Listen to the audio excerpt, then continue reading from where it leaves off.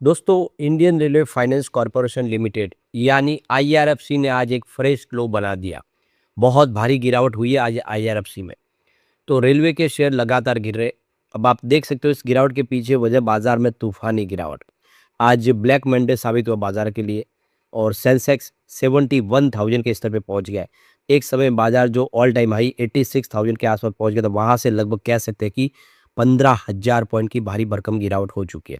अब ये बाजार में गिरावट का सिलसिला कब तक जारी रहेगा और क्या होगा रेलवे शेयर का, समझेंगे। यहाँ पे इसके बीच में चेयरमैन एमडी मनोज कुमार दुबे की तरफ से नया बयान निकल कर आया, उनका क्या कहना है उसको जानेंगे। दूसरी तरफ अगर हम रेल विकास निगम लिमिटेड की बात करें तो सरकार इसमें मर्जर करना चाहती है इरकॉन में।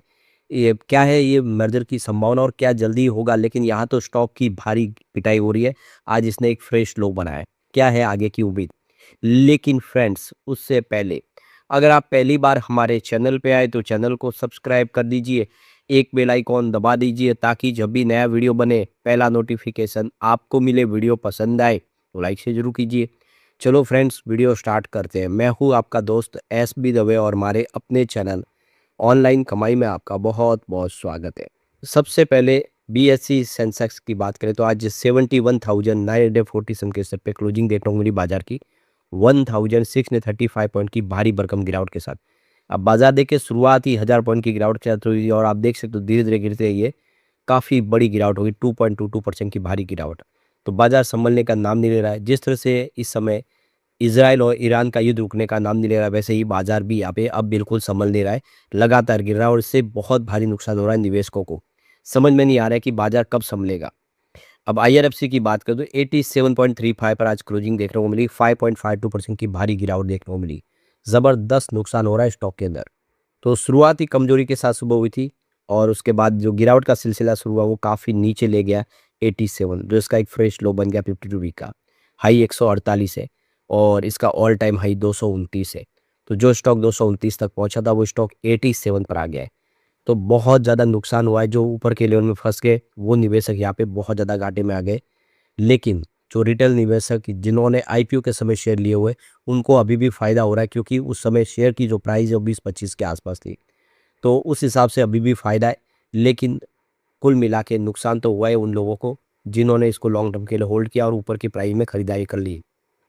तो यहाँ पे वन डे के हिसाब से आपको लगभग 3% के आसपास की गिरावट देखने को मिलेगी, जबकि पिछले एक सप्ताह में भी 2.73% की गिरावट हुई है।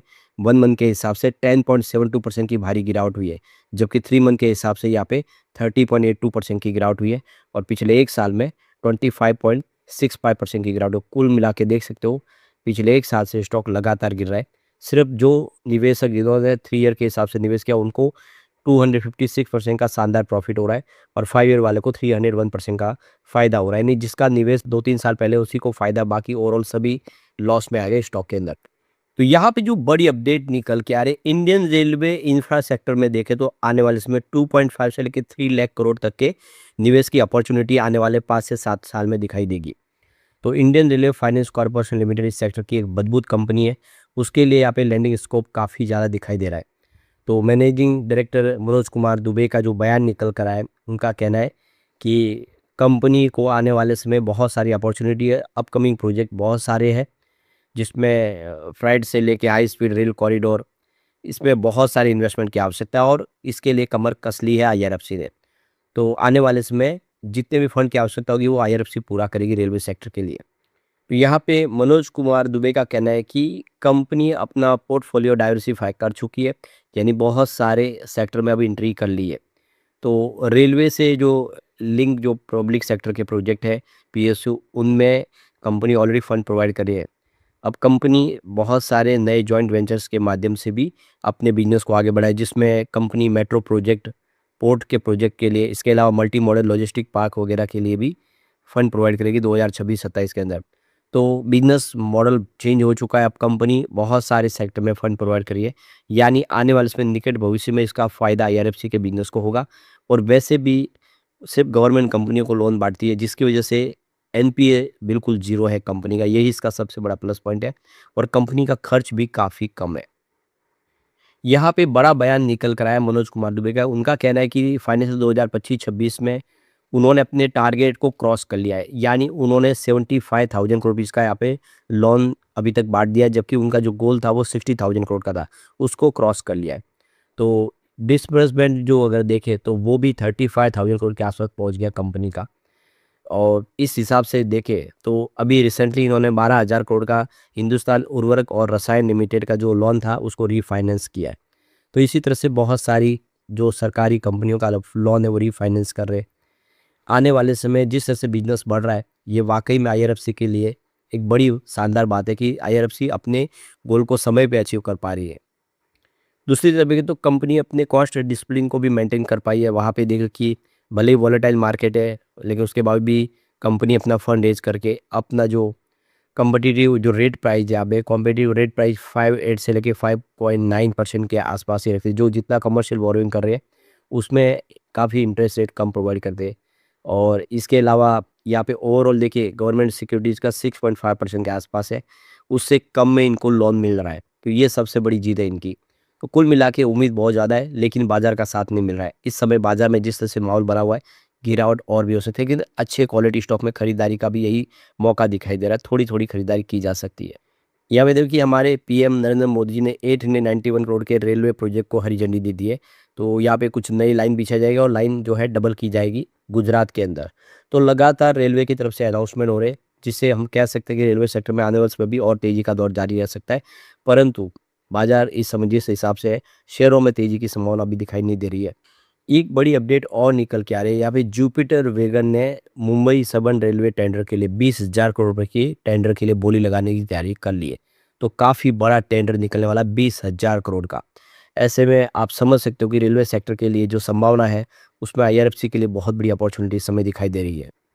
अब रेल विकास निगम लिमिटेड की बात करें, 250 पर क्लोजिंग थी, 5.32% की भारी गिरावट देखने को मिली यहाँ पे। तो शुरुआत ही कमजोरी के साथ हुई, लेकिन ये कमजोरी बढ़ते हुए 248 तक लेकर गई स्टॉक को, जो इसका फ्रेश लो बन गया है 52 वीक का। यानी दोनों स्टॉक ने अपना नया लो बना दिया है। 447 इसका 52 वीक का हाई है और 647 इसका ऑल टाइम हाई है। तो 650 के आसपास पहुंचा स्टॉक, 250 के आसपास पहुंच चुका है। यानी आप देखें तो लोगों का निवेश बहुत ज़बरदस्त डूबा इस स्टॉक के अंदर और भारी नुकसान हो गया है। तो रेलवे के शेयर जो रॉकेट की गति से दौड़े थे उसी हिसाब से रफ्तार से नीचे भी आ गए। परंतु अभी भी ये 30 रुपए के आसपास का स्टॉक हुआ करता था 4-5 साल पहले। उस हिसाब से निवेशकों को फ़ायदा जो निचले लेवल से खरीदारी की है। और अभी भी डर लगता है क्योंकि 30 रुपए का स्टॉक है, भले ही 650 तक पहुँचा है, लेकिन गिरावट का सिलसिला इसको और नीचे लेके जा सकता है। इसीलिए इस समय खरीदारी करने से आपको थोड़ा-सा सावधानी रखने की ज़रूरत है, क्योंकि बाज़ार में अभी भी माहौल बिगड़ा हुआ है।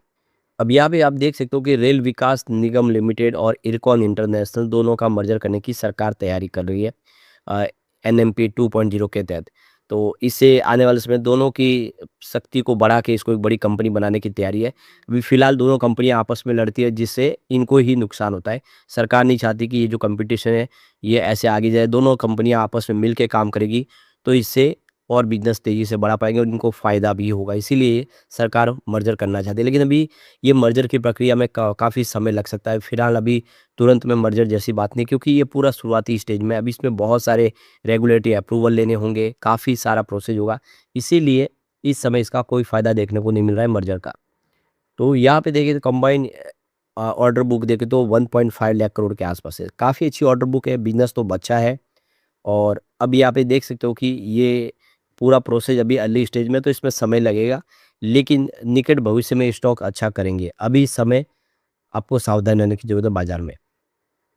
लेकिन फ्रेंड्स, कोई भी इन्वेस्टमेंट करने से पहले अपने फाइनेंशियल एडवाइजर से एडवाइस ले ले या अपना खुद का रिसर्च करें, क्योंकि मैंने वीडियो आपके एजुकेशनल पर्पज़ के लिए ही बनाया। वीडियो पसंद आए तो लाइक से जरूर कीजिए और चैनल को सब्सक्राइब कर दीजिए।